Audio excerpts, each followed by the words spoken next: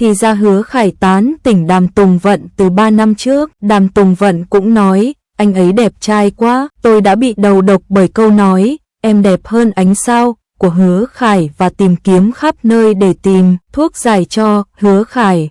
Vì không thể thoát khỏi bẫy nên tôi chỉ có thể tái hiện lại những bộ phim truyền hình trước đây của Hứa Khải. Ôi Chúa ơi! Sau khi xem liên tục vài bộ phim, tôi tưởng mình chỉ có đôi mắt nghiêm nghị và ánh mắt khắt khe đối với Kỷ Tinh của Đàm Tùng Vận.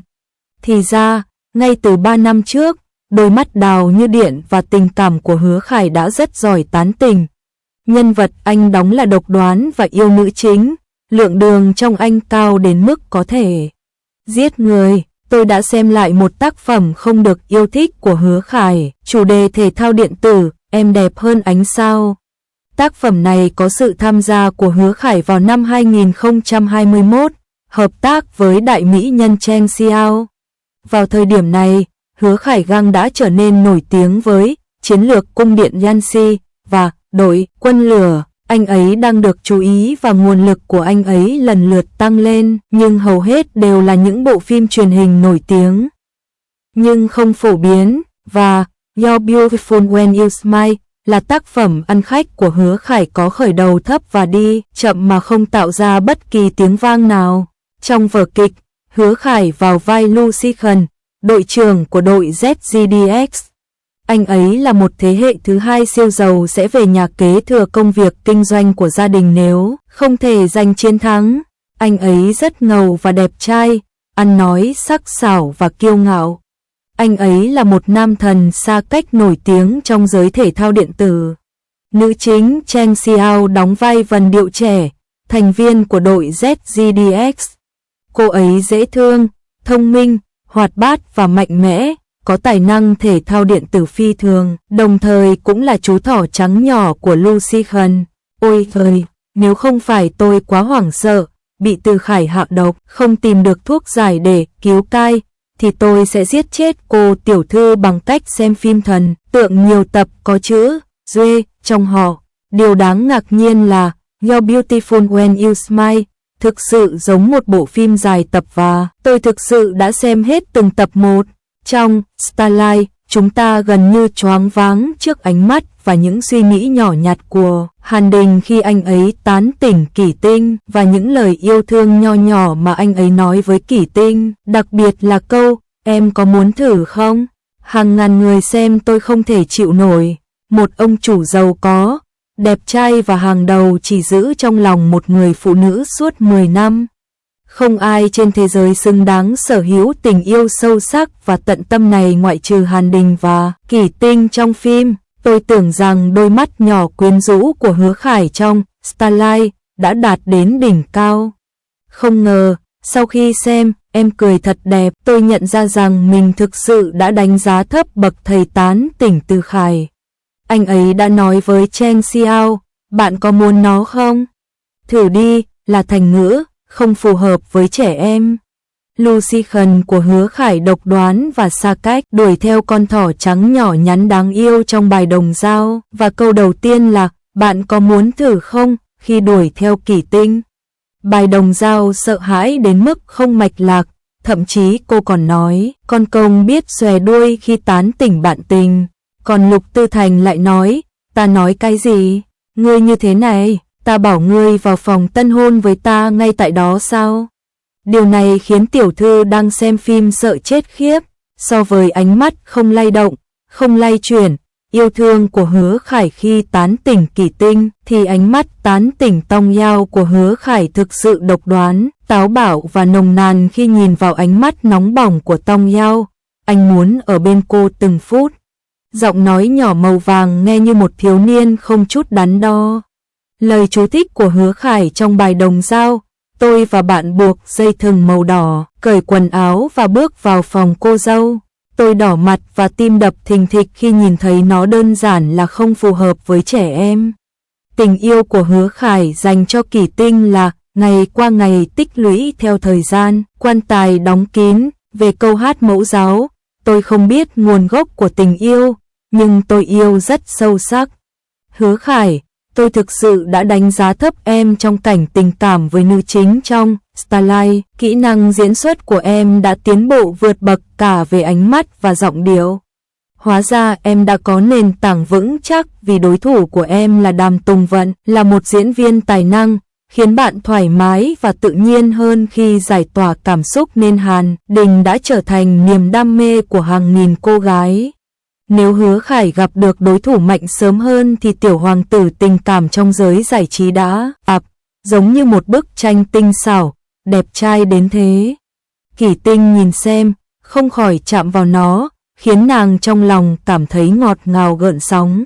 Nhìn đủ chưa? Giọng nói có chút lười biếng của Hàn Đình vang lên. Không, ta ăn không đủ. Kỷ Tinh vẻ mặt vui vẻ nói. Hôm nay ngươi không dậy sớm sao? Kỷ Tinh trêu chọc. Ai, ta mệt quá, đêm qua bị ngươi hành hạ cả đêm. Hàn Đình vừa nói lời này, Kỷ Tinh hai má đỏ bừng, che miệng lại. Hàn Đình khóe miệng nhếch lên, trong mắt tràn đầy trìu mến. Trên thực tế, đồng hồ sinh học của Hàn Đình đã nhiều năm dễ dàng thay đổi. Hôm nay anh vẫn thức dậy đúng giờ và hoàn thành công việc. Trở lại phòng ngủ, anh nhìn thấy Kỷ Tinh đang ngủ say, mỉm cười trong giấc ngủ. Anh không nhịn được nằm trên giường, lặng lẽ nhìn cô. Vô tình, anh nằm ôm cô vào lòng, không ngờ cũng ngủ thiếp đi. Nhìn thấy Kỷ Tinh vẻ mặt ngượng ngùng, Hàn Đình mỉm cười đứng dậy thay quần áo. Hôm nay bọn họ đi chọn ảnh cưới, đến tiệm áo cưới, nhìn ảnh, trong mắt Kỷ Tinh ánh lên vẻ hưng phấn. Bức ảnh nào cũng đẹp, bức nào cũng ghi lại những khoảnh khắc hạnh phúc của họ.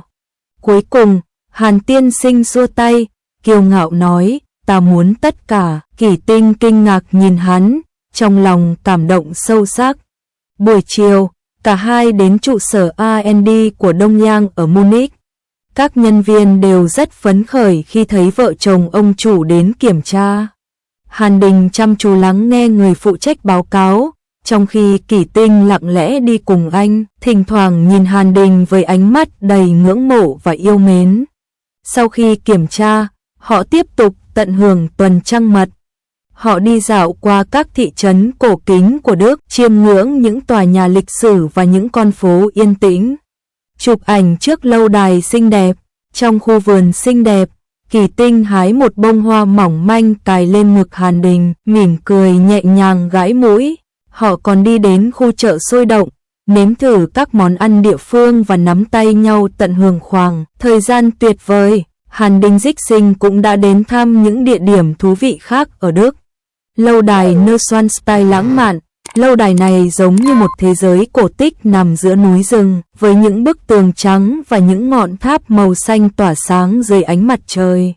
Kỷ Tinh hưng phấn chạy tới chạy lui, Hàn Đình theo sát phía sau, sợ cô vô tình ngã. Họ hướng đến hồ Königssee, hồ trong vắt và được bao quanh bởi những khu rừng tươi tốt và những đỉnh núi dốc. Họ đi du thuyền và tận hưởng làn gió nhẹ. Kỷ Tinh nhắm mắt lại, cảm nhận được vẻ đẹp của thiên nhiên. Hàn Đình nhẹ nhàng ôm cô vào lòng. Tại Berlin, họ đến thăm bức tường Berlin và cảm nhận được sức nặng của lịch sử. Buổi tối, họ đến một nhà hàng địa phương và nếm thử món xúc xích và bia Đức đích thực. Kỷ Tinh rất ấn tượng với hương vị đậm đà, còn Hàn Đình thì mỉm cười nhìn vẻ hài lòng của cô. Sau đó, họ đến nhà thờ lớn Cologne. Tòa nhà theo phong cách Gothic này vươn cao lên bầu trời và lối trang trí nội thất rất tinh tế. Kỷ Tinh bị bầu không khí trang trọng lây nhiễm, trong lòng âm thầm đặt ra những kỳ vọng tốt đẹp về tương lai.